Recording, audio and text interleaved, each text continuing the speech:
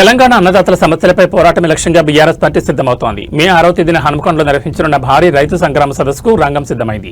ఈ నేపథ్యంలో సదస్సు విజయవంతం కోసం చేపట్టిన ఏర్పాట్లపై పార్టీ ముఖ్య నాయకులు మీడియా సమావేశం నిర్వహించారు. ప్రభుత్వ వైఫల్యాన్ని ఎండగట్టడమే ఈ సదస్సు ప్రధాన ఉద్దేశమని వారు స్పష్టం చేశారు. హనుమకొండ వేదికగా జరగనున్న రైతు సంగ్రామ సదస్సు ఏర్పాట్లను బీఆర్ఎస్ నాయకులు క్షేత్రస్థాయిలో పర్యవేక్షిస్తున్నారు. మే 6న జరగనున్న ఈ సభకు ఉమ్మడి వరంగల్ జిల్లా నుంచే కాకుండా రాష్ట్ర వ్యాప్తంగా రైతులు తరలిరానున్నారని నాయకులు తెలిపారు. సదస్సు కోసం భారీ ఏర్పాట్లు పూర్తి చేసినట్లు వెల్లడించారు. రైతు రుణమాఫీ, పంట పెట్టుబడి సాయం మరియు మద్దతు ధర విషయంలో కాంగ్రెస్ ప్రభుత్వం అవలంబిస్తున్న తీరును ఈ సదస్సు ద్వారా ఎండగట్టనున్నట్లు నాయకులు పేర్కొన్నారు. బీఆర్ఎస్ వర్కింగ్ ప్రెసిడెంట్ కేటీఆర్ ఈ సదస్సుకు ముఖ్య అతిథిగా హాజరై రైతులకు పార్టీ అందించబోయే భరోసాపై దిశానిర్దేశం చేయనున్నారు. ప్రభుత్వ ఆంక్షలను లెక్క చేయకుండా రైతు పక్షాన్ని నిలబడేందుకు ప్రతి కార్యకర్త సదస్సుకు తరలిరావాలని నేతలు పిలుపునిచ్చారు. మీడియా సమావేశంలో మున్సిపల్ తోరణాల తొలగింపు వంటి ఘటనలను కూడా వారు తీవ్రంగా ఖండించారు. రైతు సంగ్రామ సదస్సుతో హనుమకొండ రాజకీయం వేడెక్కింది.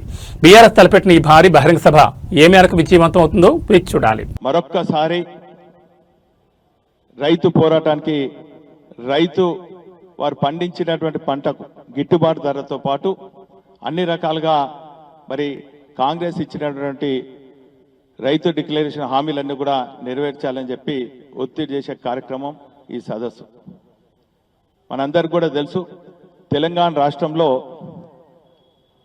వ్యవసాయం ఒక పండుగలాగా చేశాను. కానీ 2.5 సంవత్సరాల నుంచి ఒక దండుగా రకరకాలుగా కేవలం రైతులనే కాదు అన్ని వర్గాలను వేధిస్తున్నటువంటి సందర్భాలు, సంఘటనలు చూస్తున్నాం.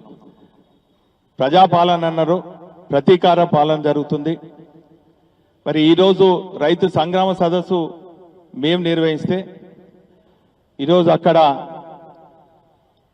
పోటీగా రైతు మేళాల పేరిట 3 రోజుల పాటు నిర్వహిస్తున్నారు.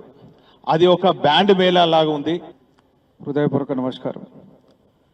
తెలంగాణ రాష్ట్రం సాకారం కాకముందు తెలంగాణలో ఉన్న రైతుల గోస, రైతుల పరిస్థితి మనందరికీ తెలిసిన విషయమే.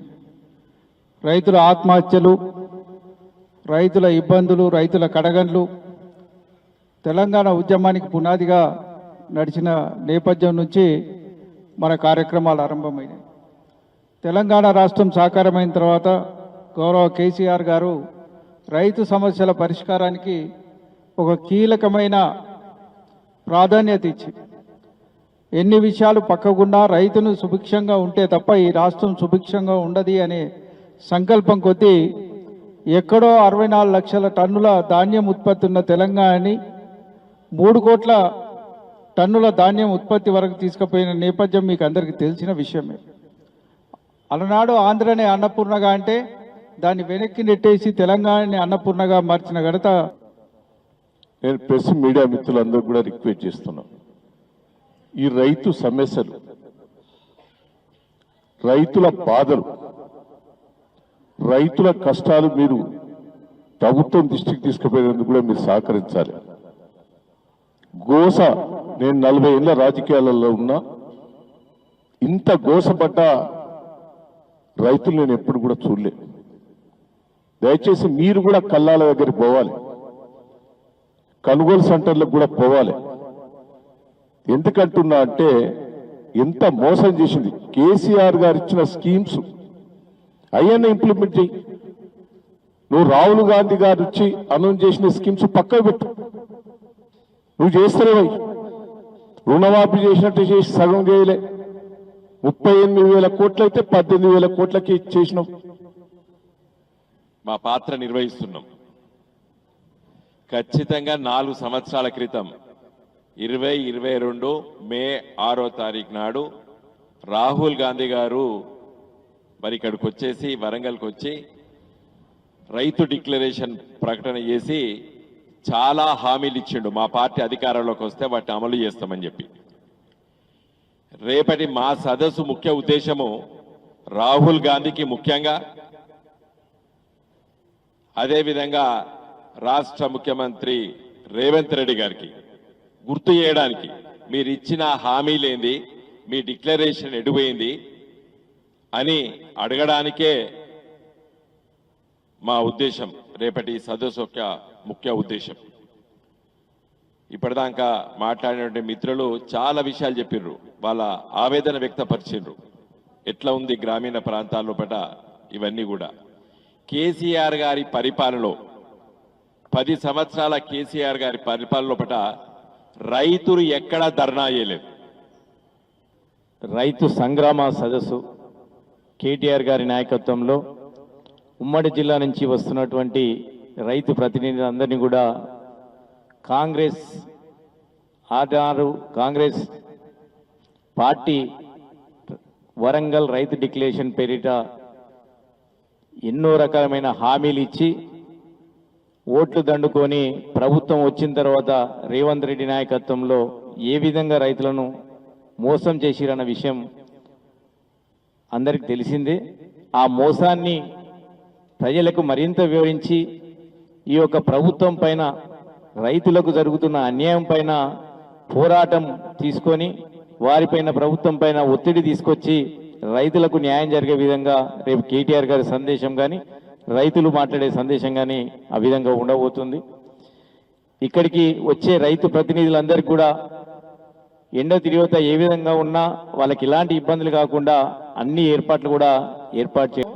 హామీలను ఇచ్చిందో డిక్లరేషన్లో ప్రకటించారో అవన్నీ ప్రకటించకపోగా సాధారణంగా చేయాల్సిన పనులు కూడా ఈ ప్రభుత్వం చేయడం లేదు. 2.5 సంవత్సరాలు అయింది. డిక్లరేషన్లో 2 లక్షలు ఏకకాలంలో రుణమాఫీ అందరు రైతులకు చేస్తామన్నారు. 30-35% కూడా దాటలే. మిగతా రైతులకి అన్ని రకాల కొరివిలేశారు. ఉన్న రైతు బీమా కూడా వదిలేశారు. రైతు బీమా చేయడం లే. పండిన ప్రతి గింజకి మేము బోనస్ వేస్తామన్నారు. ఇవాళ కేవలం సన్నోట్లకే, అది కూడా ఎప్పుడు పడుతుందో తెలియదు.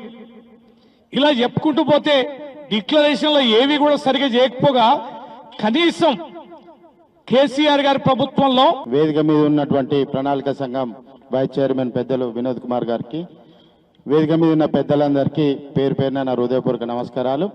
ముఖ్యంగా రైతుల రుణమాఫీ విషయంలో కానీ, కూలీలకు మద్దతు తెలిపే 15,000 రూపాయల విషయంలో కానీ, రైతు పెట్టుబడి కానీ, రైతు బీమా కానీ ఎక్కడ కూడా ఇప్పుడున్నటువంటి ప్రభుత్వం మాట నిలబెట్టుకోలేదు. కాబట్టి రేపు ప్రధానంగా ఈ సభకు ప్రధానమైనటువంటి కారణం మాట నిలబెట్టుకోని కాంగ్రెస్ ప్రభుత్వం మీద మేము ప్రజా గొంతుకగా రేపు కేటీఆర్ గారు రాబోతున్నారు అనేది ప్రధాన అంశం. ఇది కాకుండా మాకున్నటువంటి సమాచారం, ఈరోజు రాత్రి పోలీసు వాళ్ళంతా చరిత్రలో నిలిచే విధంగా ముందు పెట్టడానికి కృషి చేస్తున్నటువంటి అందరికీ కూడా నా వంతు ధన్యవాదాలతో పాటు నమస్కారాలు తెలియజేస్తాను. ఇక్కడ ఒకటి గుర్తుంచుకోవాల్సిన అవసరం, దేశం తెలంగాణ రాష్ట్రం వ్యవసాయం రాష్ట్రం దేశం. వ్యవసాయాన్ని పూర్తిగా అర్థం చేసుకున్న రాజకీయ పార్టీలు కానీ రాజకీయ నాయకులు కానీ ఎవరున్నారో గుర్తించాల్సిన అవసరం ఉందని ఖచ్చితంగా చెప్పాల్సిన బాధ్యత ఉంది. ఇక్కడ స్వాతంత్రం వచ్చినాడు వ్యవసాయం మీద 79-80% మంది ఆధారపడ్డారు. అది కొద్దిగా తగ్గుతూ ఇప్పుడు 46-49% మంది వ్యవసాయం మీద ఆధారపడ్డారు. వ్యవసాయం మీద ఇంతమంది ఆధారపడితే దేశం యొక్క అభివృద్ధి కానీ, సమాజం యొక్క అభివృద్ధి కానీ, ప్రజల యొక్క